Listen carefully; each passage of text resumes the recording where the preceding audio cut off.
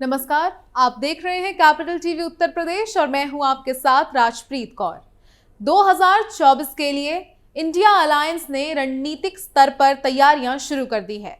राष्ट्रीय राजधानी दिल्ली में मंगलवार को अलायंस की चौथी बैठक हुई, जिसमें समाजवादी पार्टी के नेता अखिलेश यादव, राम गोपाल यादव, राष्ट्रीय लोक दल के नेता जयंत चौधरी भी शामिल हुए। वहीं अलायंस की इस बैठक के बाद अखिलेश यादव समेत कई नेताओं से ये सवाल पूछे गए कि क्या बहुजन समाज पार्टी भी इंडिया का हिस्सा होगी। क्या है पूरी खबर, देखिए इस खास रिपोर्ट में।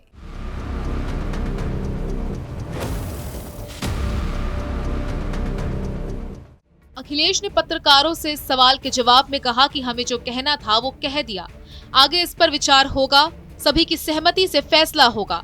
हालांकि इंडिया अलायंस की बैठक के कुछ घंटे बाद सोशल मीडिया साइट एक्स पर दो ऐसी तस्वीरें आई जिन्होंने ये संकेत दिया कि यूपी में गठबंधन ने मायावती की काट खोज ली है। दरअसल आजाद समाज पार्टी के राष्ट्रीय अध्यक्ष चंद्रशेखर ने बैठक के कुछ घंटों बाद राष्ट्रवादी कांग्रेस पार्टी यानी एनसीपी के मुखिया शरद पवार और उनकी बेटी सांसद सुप्रिया सूले से मुलाकात की तस्वीरें पोस्ट की।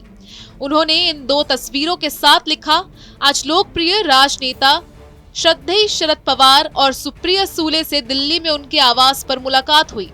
मुलाकात में देश की राजनीति पर गंभीर चर्चा हुई और पवार साहब से मार्गदर्शन प्राप्त किया। साथ रहे एनसीपी के दिल्ली प्रदेश अध्यक्ष योगानंद शास्त्री, किसान नेता पुष्पेंद्र चौधरी व वीरेंद्र कुमार शिरीष। ये तस्वीरें सामने आने के बाद राजनीतिक गलियारों में चर्चा है कि मायावती की जगह यूपी में इंडिया अलायंस चंद्रशेखर को दलित चेहरे के तौर पर यूपी में पेश कर सकता है। हालांकि चंद्रशेखर की दावेदारी से राष्ट्रीय लोक दल को नुकसान हो सकता है। अगर चंद्रशेखर यूपी में इंडिया अलायंस के साथ आते हैं तो वो कम से कम 2 सीटों की दावेदारी कर सकते हैं। चंद्रशेखर के बारे में माना जा रहा है कि वो पश्चिम यूपी में गठबंधन से 2 सीटें मांग सकते हैं। रालोद भी इसी क्षेत्र पर ज्यादा फोकस कर रहे हैं। ऐसे में चंद्रशेखर की एंट्री से गठबंधन में जयंत का गेम बिगड़ सकता है। दीगर है कि साल 2022 के यूपी विधानसभा चुनाव में भी चंद्रशेखर और सपा के बीच गठबंधन की चर्चाएं हैं। अखिलेश यादव और चंद्रशेखर के बीच मुलाकात भी हुई थी, लेकिन सीटों पर बात ना बन पाने के कारण स्थिति जस से तस रही।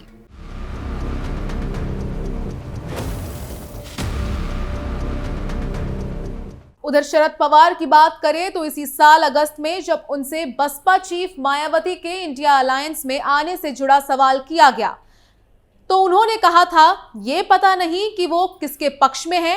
इससे पहले वो भाजपा के साथ बातचीत कर चुकी है। इन सबके बीच बसपा और उसकी मुखिया मायावती अभी तक यही बात कहती आ रही है कि वो इंडिया और एनडीए दोनों गठबंधनों का हिस्सा नहीं होगी। वो यूपी में अकेले दम पर चुनाव लड़ेंगी। इस खबर में फिलहाल के लिए इतना ही। बाकी खबरों के लिए देखते रहिए कैपिटल टीवी उत्तर प्रदेश। नमस्कार।